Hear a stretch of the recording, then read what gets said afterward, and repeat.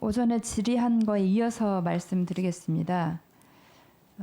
원세훈 국정원장의 선거 개입 댓글 조작 사건 관련해서 대법원의 판결이 2015년 7월 16일 날 선고가 됐는데요.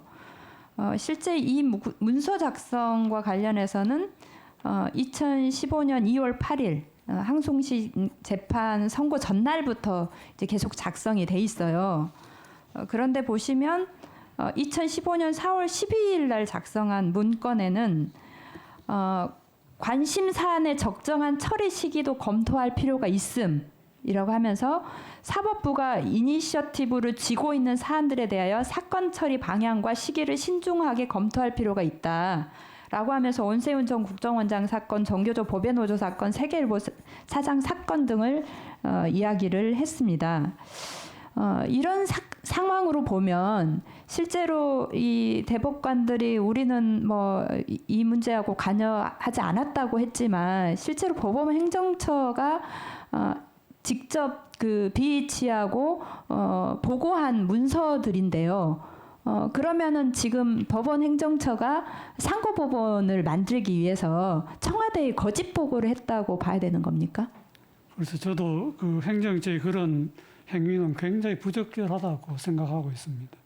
그러니까 부적절한데 심지어는 선고 시기까지도 가령 이제 항소심에서 유죄 판결이 나면 실제로 현 정권의 민주적 정당성까지 문제가 되니까 그러면 상고심을 빨리 해서 청와대가 대법원을 불신하고 있는 것을 빨리 해결하자라는 내용까지 문건에 실었어요. 그러면 그 시기나 내용도 조절했다고 보여지고 이 문건을 통해서라고 하면 대법관들은 우리는 그 재판 거래하지 않았고 영향을 받지 않았다고 하지만 이 문건대로라고 하면 어떠한 방식으로든 그 대법원 행정처하고 그 다음에 대법원장이 영향을 행사했고 그 영향에 따라서 판결이 됐다라고 볼 수밖에 없는 것이지 않습니까? 이 합리적인 의심은 어떻게 보십니까? 예, 국민들에게 그렇게 비춰졌다면 굉장히 송구스럽게 생각합니다. 그런데 위원님이 이제 그 판결 그 대법관 명단을 이렇게 한번 보시면은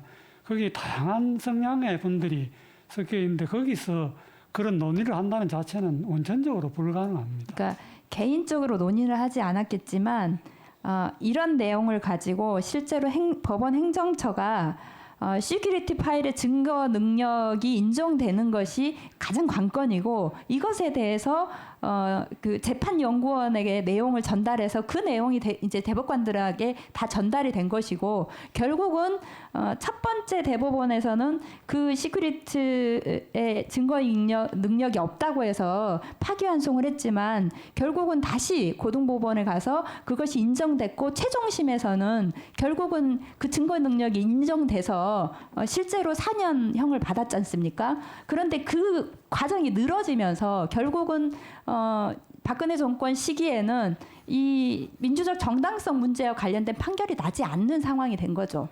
지연된 정의는 정의가 아니라고 했는데 실제로 그렇게 지연시킨 결과를 만든 것이라고 보여지고요. 또 한 가지만 더 말씀드리겠습니다.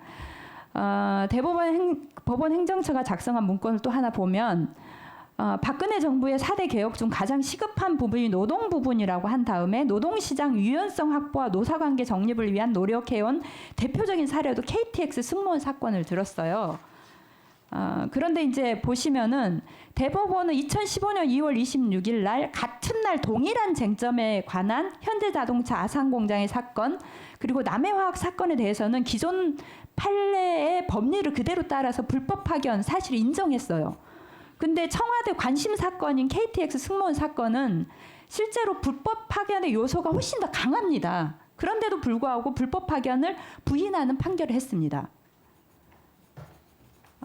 그리고 결국은 KTX 승무원에 대한 판결은 대통령이 추진 중인 이른바 4대 부분 개혁 그리고 공공 부분의 민영화를 지원하기 위해서 청와대 의중에 맞게 판결을 내린 거 아니냐 이렇게 의심을 하는 상황인데 어떻게 보십니까?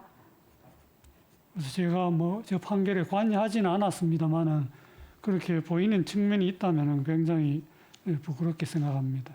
네. 근데 이제 정말 좀 또 가슴 아픈 것은 이 판결을 받고 노동자 한 분이 스스로 목숨을 끊었어요. 그러니까 1심에서 불법 파견이라고 이제 확인이 돼서 임금을 받았는데 몇 년 후에 그걸 돌려주는데 이자까지 포함해가지고 감당할 수가 없는 상황이 됐거든요. 그러니까 이런 판결들이 얼마나 그 노동자들에게 심각한 영향을 미치는지 제대로 판단하시고 이런 문제가 발생하지 않도록 하셔야 합니다. 알겠습니다. 네.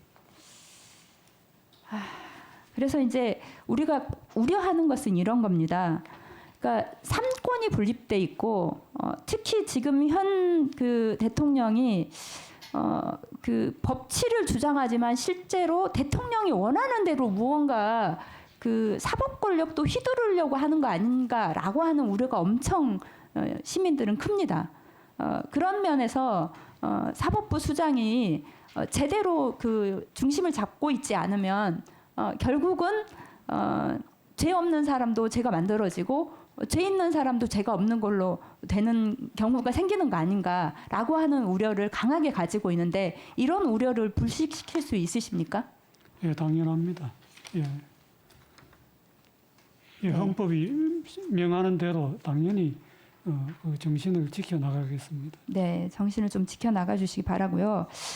어쨌든 이런 이제 정말 그 인정하고 싶진 않지만 정말 그 사례가 여러 가지 있는데 대표적으로 두 가지만 들었지만 정말 너무 심각한 사례들이 많았어요. 근데 이런 사법농단 사태 원인은 무엇이라고 보십니까? 글쎄요, 저희 이제 사법행정권 남용이라고 해서 위원님 말씀하신 대로 행정권이 그동안 조금 남용되었다라는 측면에서 바라보고 있는 것 같습니다. 대표적으로 예를 들면은 종전에 이제 대부분 전원 합의체를 하게 되면은 보고서를 이제 만들게 됩니다. 그게 이제 예를 들면 쓸데없이 제한 없이 떠돌아다니게 되면 이제 그걸 정보를 가지고 이제 할 수도 있기 때문에 지금은 이제 그 보고서 그를 받아볼 수 있는 범위도 아마 많이 제한해서 그런 점에 신경을 쓰고 있는 걸로 생각하고 있습니다.